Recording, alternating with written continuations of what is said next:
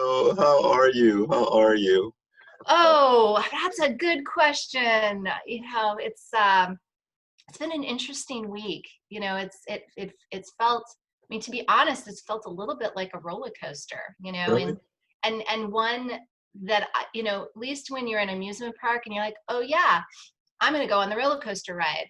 And you have to wait usually in line for a Uh-huh. while, so you're prepping yourself for the fact that you've chosen to get on the roller coaster, right? Gotcha. This has been one of those where I'm like, I'm great. And then, oh my gosh, where did this come? And oh, I'm great again. It's feeling the times, man. I'm like, Mm, I think it's mm, coming from a lot of the conversations I'm having. I'm coming into a place where I can really feel people, really? when I talk to them. Wow. And Wow. it's funny. I had this happen the other day. I was like, people are going to be like, what is this conversation about today? Uh-huh. You know, but I had this conversation the other day with a client, and he was just like, "Oh man, I'm feeling this knot in my stomach, like stuff that's going on. I really need to talk about this because it's physically showing up as a knot." Uh-huh. And I was like, Wow. "Wow, that's crazy." And he's like, "What?" And I said, "Just before I got on the call, all of a sudden I had this knot in my stomach, and I couldn't figure out where it came from because I mean I was good, like there was nothing that was obvious to me. I'm like, maybe I'm hungry. Like, no, I'm not hungry. Yeah. Like now I know where that knot's coming from." So it's that kind of thing. So Wow. yeah, it's been really Wow. interesting. I'm like, is this mine? Is this not mine? What am I You supposed to know, do with it? Like, am I just supposed to be in empathy and compassion? Is that I'm supposed to feel like literally when we say to people like, yeah, man, I feel you, correct. It's like, Correct. you know, it's been a figured, of speech, but yeah, like it's been a week of kind of feeling on a different level. Wow. Wow. So my 2 weeks. So we got a COVID-19 hit, a couple of hits. A Mm. friend of ours who was a friend of the family passed away in New York. John Edinger, great, excellent trumpet player, really nice guy, passed away. Heard about a friend, a couple friends, brothers. Mom passed away in New York also. I think Frederick and Jojo Robertson, and there are a couple others, right? And it finally hit home for me. And when it finally hit home for me, as in, not saying all the people who passed away were, I wasn't, there's something, this thing tells me the live video has ended. So why would it do that? Mm. Just hold 1 second, let me redo Okay. this. It's always, I don't know why it did that. Last week it did the same thing. It paused for a while and then it stopped rather, and then I had to restart it. Um, well, we'll just jump on from where we stopped and we will, um, let's see here, um, go live.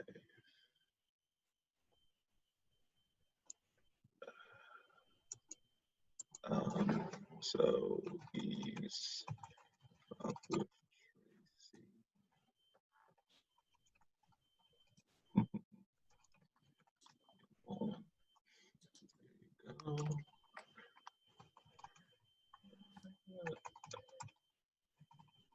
Tracy. Murphy always comes to put his hand in it, but we must be resilient. Uh, That's right. our That's right. bi-weekly conversations on. Yeah,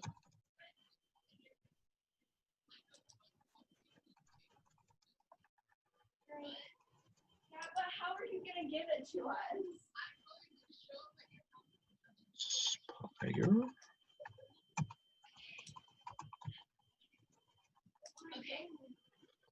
Okay, I'm going now. So let's see when it starts up.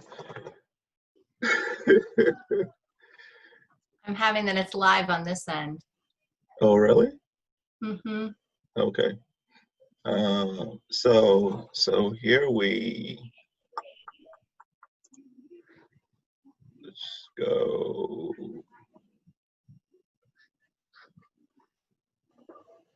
Okay.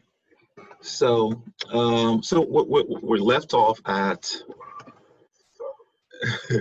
we, we left uh, we left off we left off at Where it got real for you. it got real for me, right? And in this process, we are okay. You're sharing that. Excellent, excellent. In this process, we are.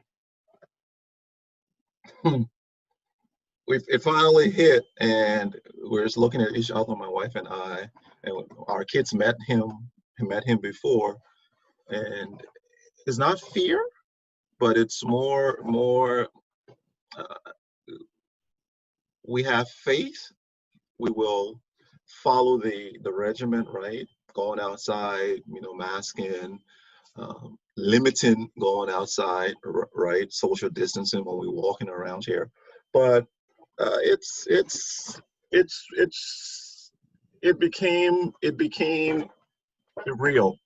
So I liken this with, there was a time during the war in Liberia where we heard, so it was 1990, we heard about, oh, there's fighting in, so there are multiple counties in the country, and north, north, north, yeah, the northern part, Nimba, was the county, and we heard fighting's there, and school was ongoing.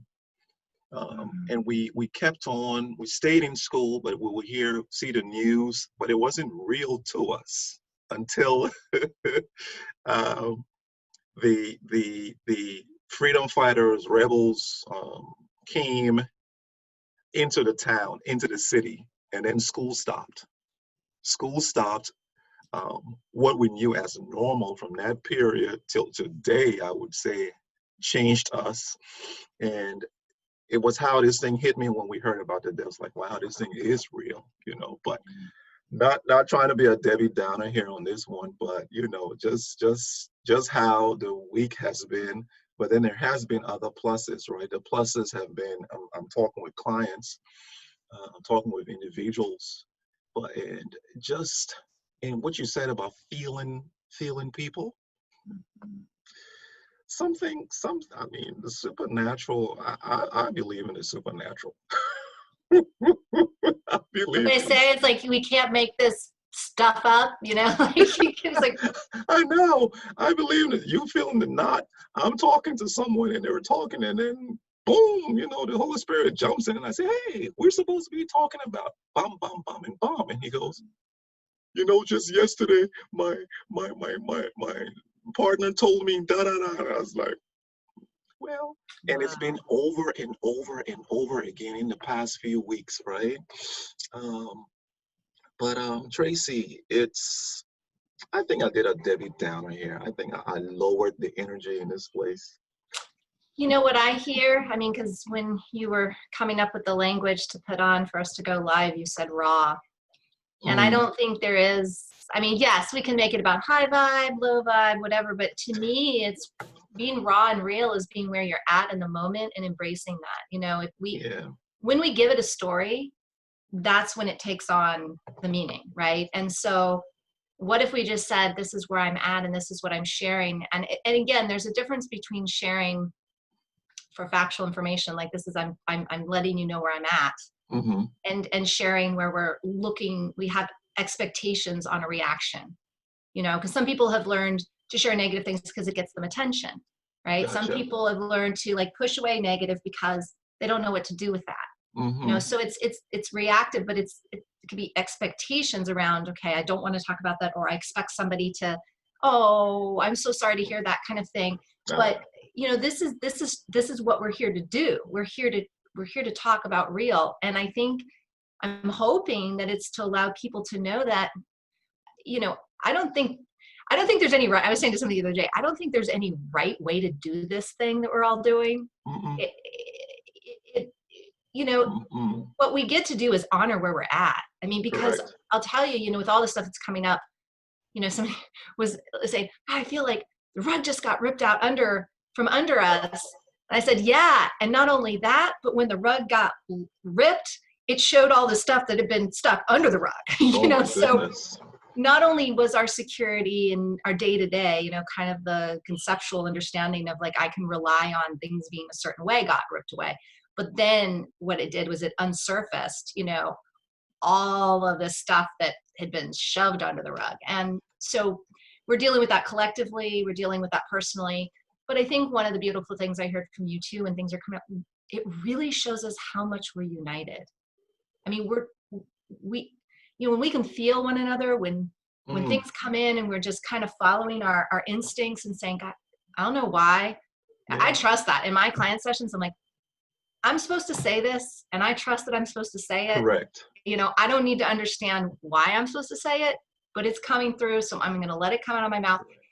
Those, like you shared, those are some of the most real moments, right? Mm-hmm. Because we're not thinking with our, knock my glasses off, we're not thinking with our heads. We're not like, oh, what do I need to say to this person? What expectations do they have? What expectations do I have as a coach trying to fix their issue or whatever?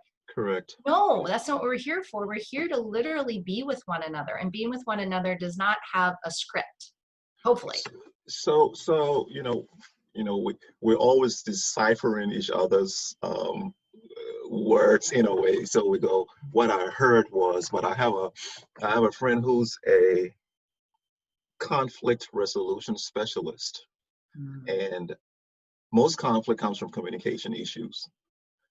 And what we're doing here is what she says is the best way when you're communicating to say, so is this what you're saying? Da da da, right? And then I say, yes, that's what I'm saying. So we're all level setting as we move on in the conversation. Um, I wrote something on Facebook the other day. It should be coming up on. Well, I don't know why you came with the rug pulled out from under you, a metaphor, but understanding where we are, boom, but then using things from our past that will empower us, make us strong to go through what we're going through right now. And at first I said the war, and now I'm going to say talk about the war again. So we're sitting down. So my parents had a trunk, a trunk in the house with china, and the percolator only came out when guests came out. Right, so they would come and take the china and then put it out and da da da. I was like, and we would go in and look at them like, oh wow, when are we going to use these forks? When are we going to use it? So we will use them. But when the war came, so that trunk was maybe about 4 feet wide by 2 feet high and maybe 3 feet deep, right? There was no way when those rebels came, there was no way that we could pick up that trunk with the TVs, with the basketball, with the clothes. Because there was one man, one. You had to take what you needed, and that was it. And if I remember, the only thing that we took was our lives, right? And that's the only thing we have. And the fact that you're watching, the fact that people are watching you and I conversating here, yeah, tissue really, isn't it? The rushing for milk, etc. I feel humans are inherently good that if I'm sitting here and I see someone passing on the road and need something, I want to open my door and throw it like, hey, have that, and close it back, right? I mean, just teasing about social distancing, but what I know for sure is as long as we have life, and I would sit with my brother and we would sit and hold hands and we'll look at each other and go, we're not going to die. We're going to live in this war. And this is amidst ambushes and bullets passing through and us hunkering down to what you call it, to laying low rather, so bullets will pass over us, live bullets, Traci. But the only thing that we had was life and hope, and just hoping and hoping. So what I'm saying is, as we're going through this, and even those who have lost their loved ones in this time, understand that we will keep their memories alive, right? We will keep their memories alive, but more so, you have a life and you have it more abundantly, and it's time for you to live it. It adds another booster to push us off. I'm going to punt back to you on this, Traci. That's so beautiful. I mean, this is the second time you've shared it with me, and you shared it in a different contextual space. And so I get even more feeling about that experience that you had. And I think you're absolutely right. It's an amazing analogy. My daughter read the book A Long Walk to Water. And so a lot of what you share about your time there reminds me so much of that book, because she was so touched by it. She Yeah. told me about it, so I read it. And I was touched by it. I oftentimes recommend it to clients because, we are very blessed. We have so much. And I think what we're really being tested to is, people have said this before, is prioritizing. Now that we have, I mean, I've heard so many stories about people reawakening their relationships with their family, because they're now Wow. together all the time. Yes. And Yes. they're being both forced to communicate effectively, where maybe they used distractions before and now there's no distractions. Can't go out to dinner or out with other friends. Like, you got to really deal with this stuff. Yes. But also the good stuff. We didn't have time for, maybe, or we weren't making time. I don't like using that we didn't have time, because we've always had time. We've just chosen to use our time for other things. And Correct. now that those other things are being kind of, in a way, stripped from us, right? Those options are being taken off, I believe is so much for us.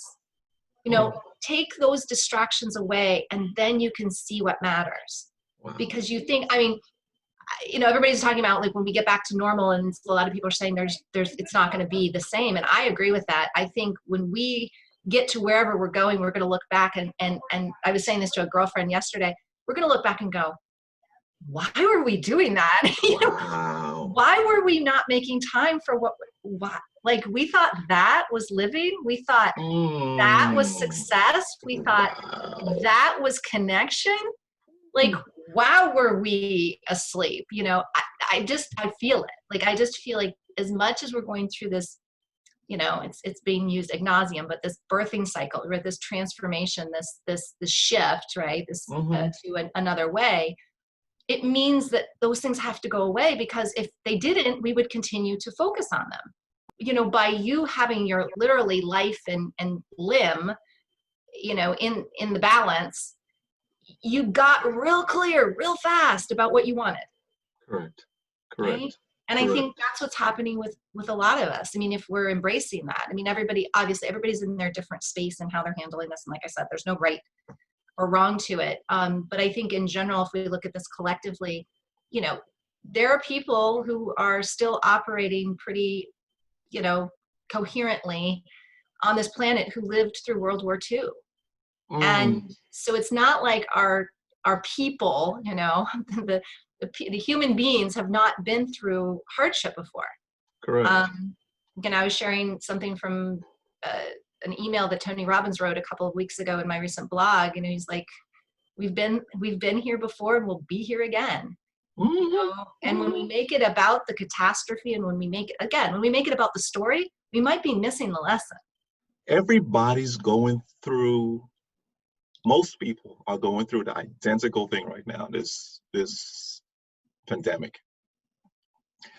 But let's take the spectrum of life, right? Look at, it's not a pandemic that all of us go through, but we go through life-changing things every day. From the time you're born till the time you die, you're going through a pandemic that you have to navigate, right? So we've all navigated pandemics. I'm using that word loosely because I'm defining pandemic in this particular discussion now, this portion of our discussion, as anything that has been a turmoil, that has been under your skin, that has caused you to stop, hit you in your tracks, and you're like, this is what it's doing to us. It's stopping us in our tracks. We are pivoting. We're doing something different than what we did before. That happens to us every single day. Every single day. And once and and and and things die in that process. There's the death of self, there's the death of materialism, your attachment to materialism, there's the death of people who you thought were going to be on your, were supposed to be on your side, that aren't on your side, or it's not their place to go with you to this next level. So there are deaths, but right now there are real deaths. But what I'm saying is, the same way that we go through these various pandemics in our lives, these turmoils, and we come out scarred, and the scar represents for me, like now, my scar of war. When I look at that scar and I see this pandemic, I go, okay, lessons learned from there was life first, ensure that others around you were taken care of, find something to eat, survival, boom. Now, Traci, I tell you, you would, human spirit, it's so hard to kill this spirit. It is so hard to kill it because there are certain things you will eat. Dad and my brother were walking, and as we're walking, night hits us. We stop, don't know where we're sleeping. Someone opens the door for us. Hey, how you doing? So in Liberia, someone knows someone, 6 degrees of separation, right? And they say, oh, you can sleep here. We have a room out back. So like, thank you, Traci. We get in the room, the candles on, everything is pristine. We're looking. So my mom, all four of us get in a full-size bed, and we do sideways, right? We do sideways. At about 12, I go and I feel something.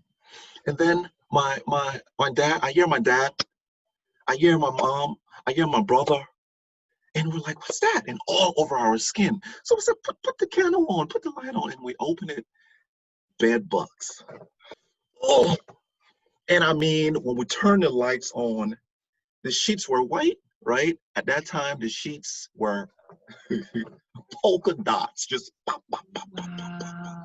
And we looked at it, and my dad looks at us and says, so there are two things we can do right now. We can shake it and put the sheet back over, and we can go to bed because we have a bed, or else we'll be on the floor and we don't know the ground, where we'll be crawling on the ground. So we have to change our mindsets. Is this bed okay? Yeah, that is okay. It's good. And guess what? We went to sleep. So the things that we do in these times, the human spirit, trust in the human spirit. It's so funny. I mean, I keep thinking about The Long Walk to Water. There's a part in there he's talking about how they get attacked by mosquitoes. They end up finding this place, but then as soon as they're like, why is everybody going in and locking their doors and putting, and they're outside, and as soon as the moon starts to come up, and all of a sudden all the mosquitoes, and they're just, the next day they're just covered top to bottom. And that's the piece. I mean, you and I talked about the experience I had in Switzerland, where I was kind of given this life, literally life or death, moment of, okay, what am I going to do? And you're right. The spirit doesn't die. Let's just put it that way. Correct. It's the human body eventually does. But if we can tap into that spirit aspect of ourselves and realize this is an adventure, like this life is really meant to be an adventure. And if we chose comfort zone, okay, it's comfortable, but as they say, no growth happens there. And we lose that adventuresome experience, right? So in so many ways, we're being gifted with this. I'm going to use opportunity because I do think it's an opportunity. Is it a challenging one? Of course it is. Is it a painful one? Yes. We can choose to be in pain or to be suffering. Pain is real. Pain comes, and a lot of people are actually in pain right now.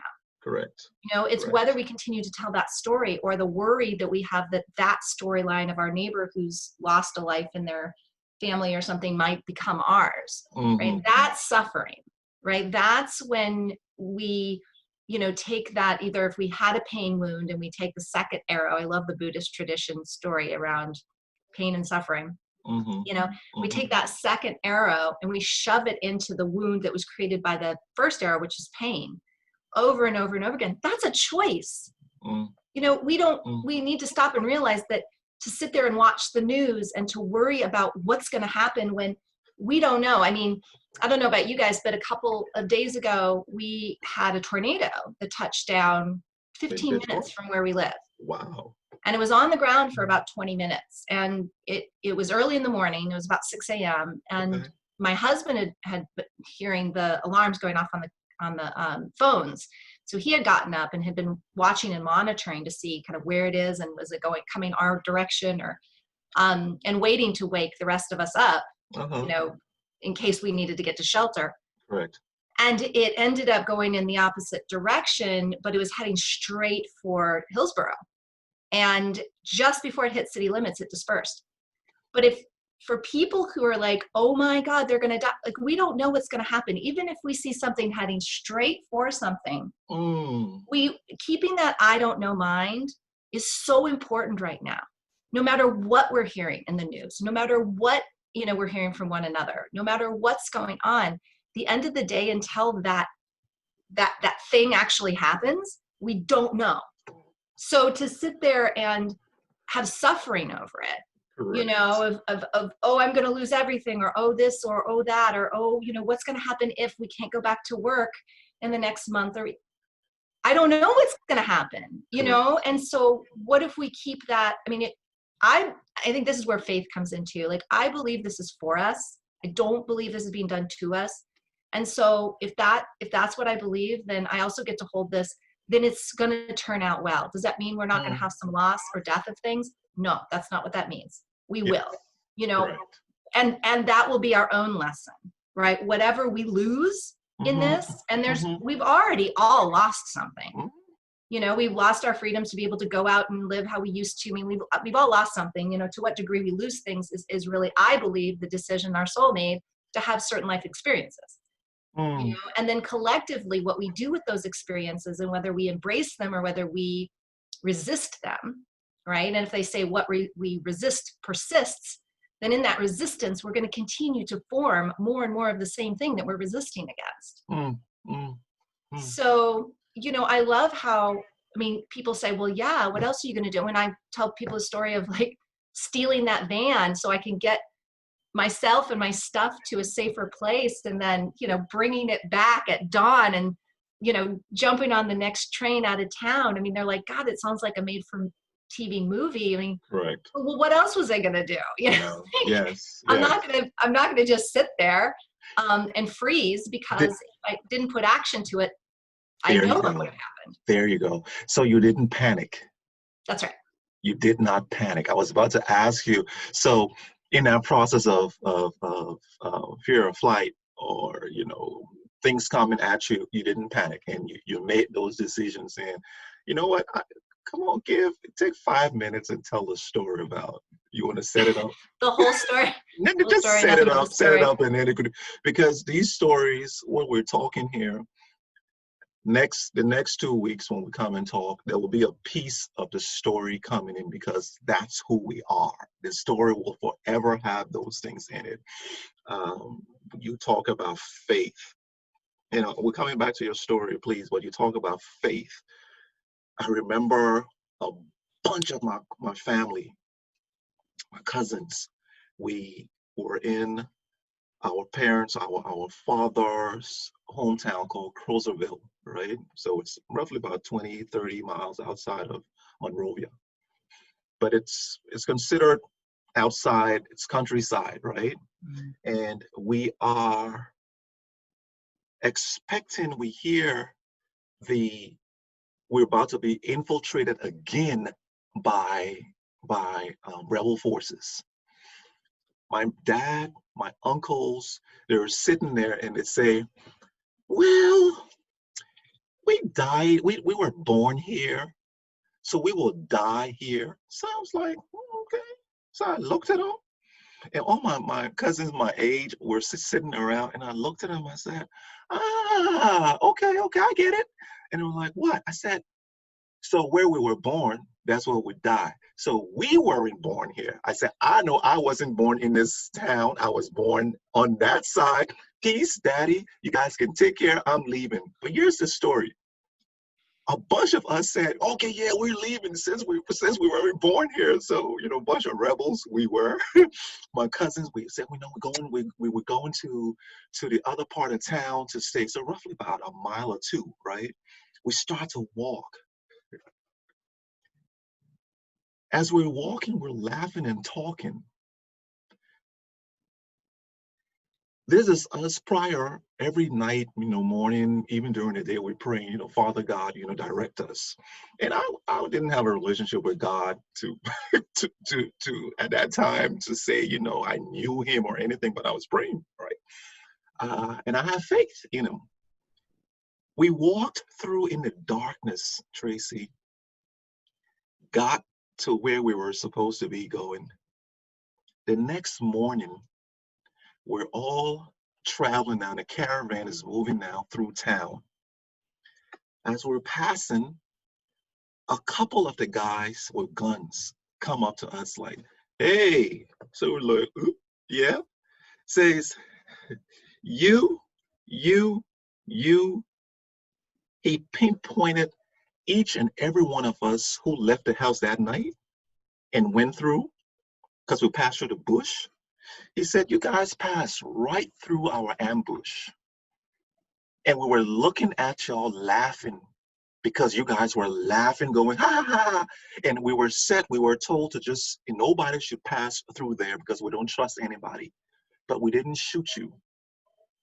And we looked at the guy and we're like, it didn't hit me until maybe a couple weeks, years, even today, I'm replaying this story. God is taking care of you even when you don't even know, right? And we're walking through there, and we're not low, we're high, laughing, acting crazy. And there we go, faith and providence taking care of us. Other people were shot in ambushes. I wasn't lucky, I was blessed, right? So let's come back now. I'm sure this Swiss story has something to do with faith in the face of fear, or in the face of something that was just going down. So set it up for us, please. Well, first of all, I love that story. I mean, like, who wouldn't? It made me think of the time too that I've had a quick other story, because it's totally like that, is that we were in this place of joyful living, right? When we allow ourselves to have joy, even at a time, like, the reason you left was to be, find yourself in a safer place, right? You chose to go somewhere where you felt you would be safer. Correct. Right. And so, that was a choice of action. And then, but the way in which you traveled from where you were leaving to where you were going was in joy, right? It wasn't in a state of, oh God, I hope we get there. Oh geez, like, what if, type of thing. You all were joyfully living. Correct. And when I was pregnant, there was there's a woman named Lynn Grabhorn, and she did this video, this audio that I would listen to over and over and over again. It's all good vibe kind of stuff. And I remember because I had a commute, I was staying, this is before I actually was pregnant enough where I started living in the town that I was teaching in. Okay. But I had a commute of about an hour and a half both ways. So 3 hours altogether in a day. So, I'd listen to this audio. And I remember one time I'm listening, and of course you're not really always paying attention when you're really in it and you're feeling the vibe, kind of like in your family. And I was going faster than, I was going faster than I was supposed to. And I was coming off of this, and it was so weird because it was in this kind of, when it's almost that wake sleep state where you're kind of aware, but you're not really aware. So I'm coming off this, and apparently I'm driving, and I get this vision of this police officer coming up next to me and trying to get my attention, but I'm so in this zone. So there's part of me that was aware of this, but the biggest part of me was tapped into what I'm listening and feeling the vibe and all this stuff. And finally, I just see him veer off, and I'm driving, and it took me, I don't know, maybe 5 minutes down the road before I'm like, was he trying to pull me over? What, was he trying to get my attention? But I'm just smiling and going like, this is like, I can't pull her over. She's having way too much fun. I get you. And I thought, did I really? Was it? Because I'm pretty sure that's what I sensed over there or saw over there out of the periphery of my eye. But Wow. man, no, I was just focused on living a joyful life in that moment. And yeah, so that's what I thought of when you're telling that story. I mean, it's, it's real. It's real. It's real stuff. So we can find those moments in this transition through the hard stuff, right? True. To have joyful living, whether it's go outside and listen to the birds, or tap into our children or our other loved ones, or just simply take a look around at all we do have. Because even if there's things we don't have anymore, there's that many more things we do have still, and to utilize them. You're talking about the trunk and how you wouldn't use that stuff, and then, well, what use is it when you can't take it with you? So it's like they talk about the nice undergarments that people don't wear except for special, like wear them, folks. Wear 'em. Use that stuff, because we don't know how long we're going to be able to do it. What's the point in having stuff we don't use? So guess what? From that experience, as soon as I purchase something, boom, I put it on. And my wife goes, whoa. I say, hey, you haven't been where I've been. I'm going to wear it. I'm going to put it on. I'm going to use it well. Because guess what? Somebody else is going to use it for you. That's right. But I tell you, but I like how gosh, it's so, something I've been through, completely different context. You've been through it, completely different context. Nobody is inoculated. Nobody has the medicine that will alleviate them going through issues here on earth, right? And I think it comes to that conversation we hear, glass, oops, that disappeared in cup. Glass half is the Zoom, man. Let's go. I love it. And then check it out. Suddenly we're all magicians on Zoom. But it's the glass half full or half empty. I always see it half full and going up. Yesterday I had a conversation with, I think, Sarah Madras, and we started our conversation with, what are two words you're feeling right now? Because she got on a Zoom call, and I was looking like this at my other screen, and it looked as if I was doing, just down. She says, Wulwyn, what's going on? I'm like, nothing, I'm good. I'm just waiting for you. And I turned my screen to this side to know, and she goes, two words. And I told her abundant and full. And I said, no, I want to add a third one, blessed, right? Blessed. What are your two words? Aware and reverent. Ooh, you gotta, you have a background in language, do you? Linguistics. A little bit. So explain that for us, please. Yeah, so, I was having, actually, speaking of Sarah, I was their recent guest that the podcast they just put out for girls who do stuff. Girls who do stuff, Jenny Meachley and Sarah Madras. They had a, lightning round. They have the lightning round at the end, and where they're just like, hey, we're going to ask you questions that you're not prepared to answer. I'm like, okay. Sounds like them. And one of them, it was the last one, actually, we were talking about, what would you tell your younger self now, right? If you could go back as who you are now and give some advice to your younger self, when would you, at what age would you go back to, and what would you say? And as we were talking, this beautiful thing came out around, Sunny's straight, she's a straight shooter. And she's like, yeah, you present as a person who is constantly reading the room. Like you're just, and I'm like, that I've been told that, like, when do you turn off? When do you, you know, and I'm like, Wow. what are you talking about? Like, this is me. Like, I'm This being me. is Like, just be yourself. I am being myself, you know.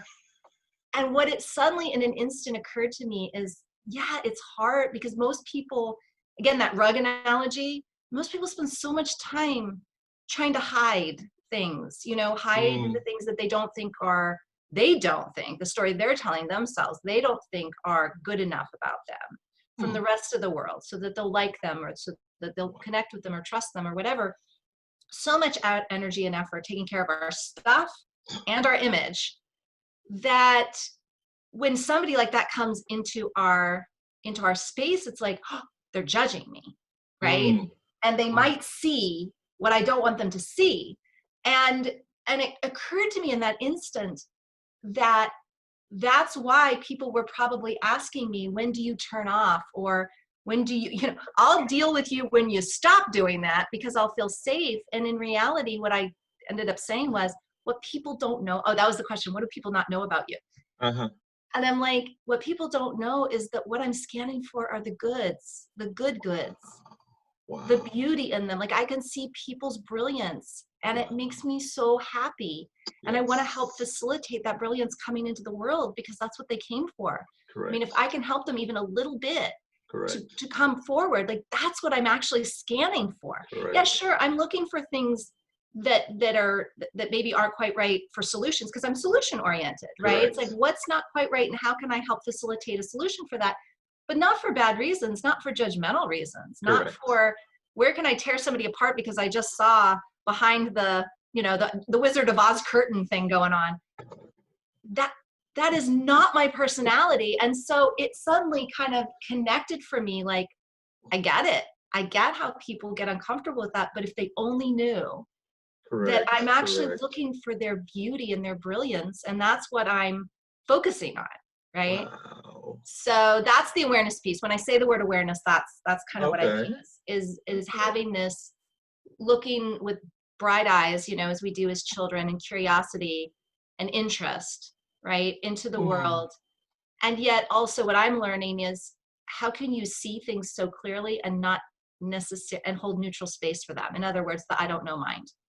You can see, like, I see agendas going on right now out there in the world, and I could get really conspiracy theorist on, you know, myself with that, and like, ooh, where do I think this is going? mm-hmm. But I don't choose to. I choose to just be like, okay, that's what I feel I see, but I don't know.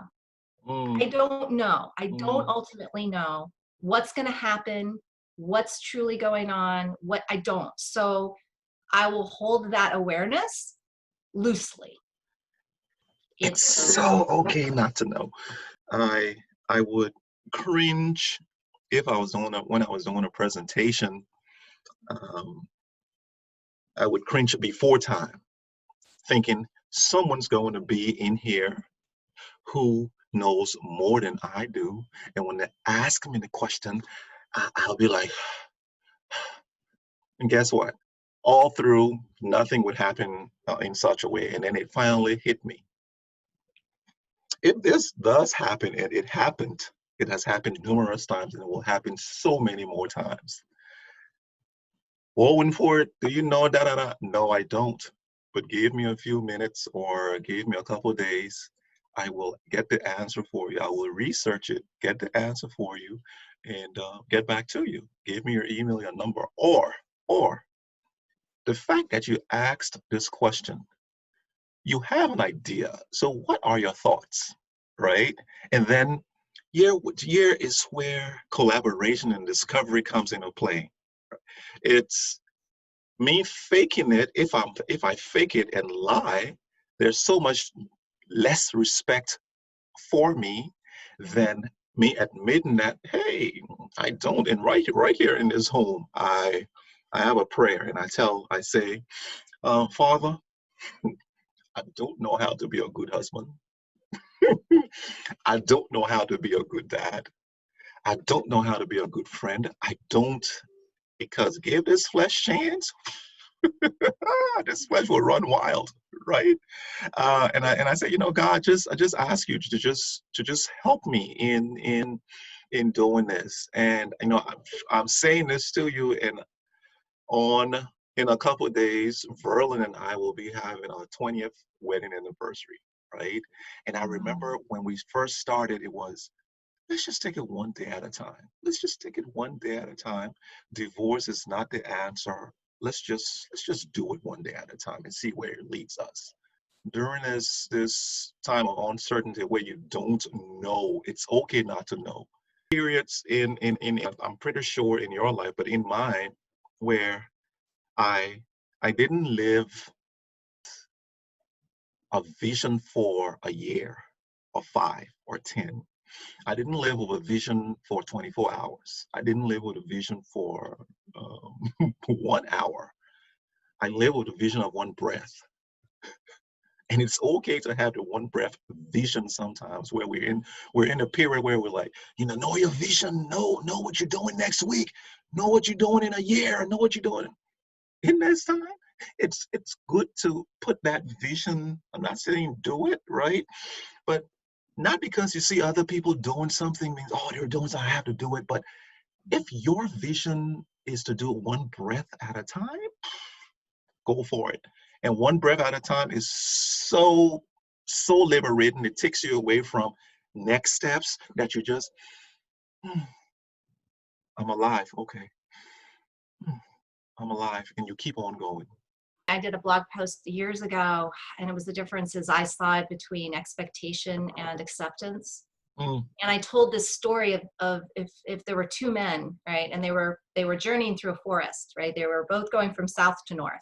Mm-hmm. And one man decided to journey through the forest through the lens of expectation, right? So he plotted out his journey, and he knew exactly where he was going to go, and he knew which rocks to take a left at, and he knew that was the way he was going to get the quickest and most efficiently north. Correct. And he sets off, and he immediately finds block after block. There's a tree in the way that he wanted to go, and it's so big that if he took the time, it would take him a day and a half to get around the tree to keep going that way. So he's but he's like, but I have to go that way. So he takes the day and a half to go around the tree so they can get back on that one path that he knows is the right way to go. And then, he breaks his leg. And I mean, there's this whole course of events that happen. By the time he gets to north, he's so battered and bruised, and his spirit is broken little bit as well, because he's kind of angry that it didn't go the way it was supposed to. He had expectation that this was the way it was going to go, and and it didn't go that way. And so he can't even celebrate that he ended up where he wanted to be, because he's thinking about, this didn't work out the way I wanted it to work out, right? So then you've got the second man. He journeys through the same forest, but instead of through the lens of expectation, he has the lens of acceptance. So he too gets to that big tree in the way, and he's like, well, I guess maybe this means I'm meant to go a different way. And so he follows a different path. He's like, let's think about this. Let's work through it. And he too meets up with the same obstacles. But because he's thinking through acceptance, and perhaps this is slowing me down because maybe something would have happened and maybe it wasn't the right time. And it's all acceptance of what is and working with that acceptance of what is. And by the time he gets to his destination, he feels so empowered and so excited and so proud of himself that he was able to pivot and move and make the best of his situation, that he doesn't even celebrate necessarily that he got there. He celebrates how he got there, right? Completely different life experiences. Yes. Right? Same journey path, different life experiences. And so that's what I was thinking of when you're talking about it. It's not always the what, right? So have the vision, but also that I don't know mind reminds me of not having expectation around how that's going to manifest, how that you're going to get to that vision. I'm all about creating the crystal clear blueprint of if I make, waved a magic wand, what would it look like? That's fun. That's engaging. That feels good. Having vision boards, that feels good. Have that and realize that it may not end up looking just like that, but it will always be better than you could ever imagine, regardless of what you encounter along the way, right? Regardless of the bumps and bruises and the pain arrows that we take. And regardless of all that, it will always end up better than we could ever imagine. And that's what I hold in my heart during these times. I mean, the week 2 with COVID, we had, within 1 week, I had just gotten ready to onboard 5 new clients. They all pulled out because they're like, got to hold on to my finances. Yes. The same week and a half, my husband loses his job. Well, it's temporary, but who knows how temporary, that's going to be. Not bringing any income. Yes. We also have this massive water leak in our house that's dripping down the walls and now is causing, black mold issues that we have to deal with. And we get hit with the fact that we owe a bunch of taxes from last year because of a switch that my husband did in the middle of the year with business and hadn't kept track of how many taxes that he needed to put in and all that. So this massive, tax payback that we have, this was within a week and a half time. So people ask me, what did you do? I'm like, I grieved for a while. I dealt with my emotions and I applied all the strategies and tools that I teach other people. Right? Like I what else am I going to do? I get to feel my emotions. I get to deal with all of that, but I also get to say, been there before, right? Been there. Switzerland was like that. My time being pregnant with my daughter was like that. There were moments of time when I did not know what was going to happen. And it looked bleak. Yes. It looked really where I thought it might possibly go, did not look good. And it was the mindset that, and the tools and those things that I reached out, the Lynn Grabhorn CD that kept me from getting a ticket from a cop. All these things that I look back on the story of a time when I was being told constantly there might be problems with my baby, every ultrasound. And somehow in the day-to-day between those ultrasounds, I was finding things to be joyful about, to be hopeful about, to feel like things were going to be okay. But I didn't find them out here. I found them in here, in and up, right? And that's what I feel we're here to talk about most, is that when I was just saying this the other day, we were asked to go home, to quarantine ourselves in our homes. To me, that's symbolic for this home, right? Go in, let's look in, let's find the security and groundedness within ourselves. Yes. Because the illusion of anything out there, we're seeing it. We're seeing the illusionary, the government's going to be there and people can't get unemployment. The government's going to be there and they can't get the loans. The government's going to be there and, X, Y, and Z, or, people are going to be there for us and they can't. They literally can't. It's not that they don't want to, it's that they can't. And now what? Right? So we're all in it. I'm in it every day now. Yeah. It's like, we'll figure this out. Like, not sure, but we'll figure this out. So, it is, I know I didn't talk about Switzerland, No, that's for another day. Don't worry about it. That's where we can get to that. But I think that the reference is just, again, that's how our talks go, right? Correct. That's how they go. As we dusk another one, today's my daughter's 15th birthday. Oh, happy April 15, 15 years old. And the only thing I can think about when you were talking, you don't know what their expectations, having their expectations and, coming to the tree and moving around. And it's the journey that makes it worth it, right? And if we can stop today and look back, turn and look at that, your past, and see, did it happen the way you planned it? No, never did. So what makes you feel that as we're going through this process, this is another one that when we go from this point in time to this, when we look back to this one, be like, it's all gravy, right? But I still remember my daughter. So when you were talking about your daughter, the complications, my wife, Verlin, had preeclampsia during her pregnancy. That's hard. Both of them. And Jazz came at 28 weeks. Can you imagine? And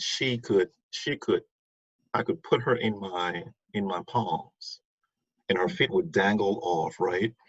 And I didn't want to attach myself to it.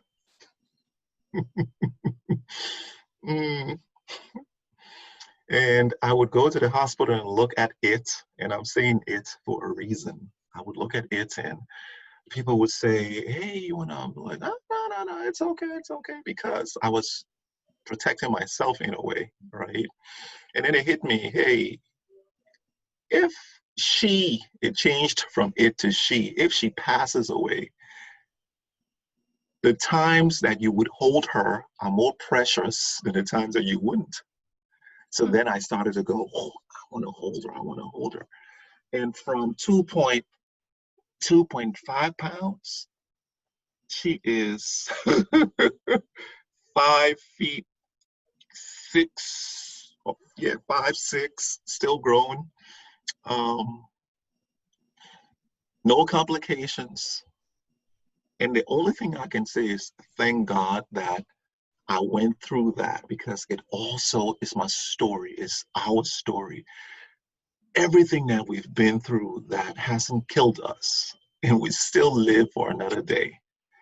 Um, Traci, friends of Traci, friends of Wulwyn, friends of friends of friends of friends. During this time, I tell you, keep your head up. Everything will be well. Everything will be well. And who am I to say it? There's a guy from West Africa, went through a year plus of war, had to come to a country, and I still speak English, but have to speak it with Americanism, Americana.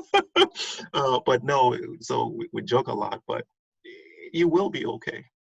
Traci, last words? I want to say really quickly, because that story reminded me so much of my brother's birth. You know, when my mother, she was very sick towards the last trimester of her birth, and my brother was born a blue baby. So he was literally blue, and they couldn't oxygenate him. And during those days, they didn't believe in, the bonding of but they didn't know about the bonding of the Right. parents. And so they had taken him away to have him in NICU.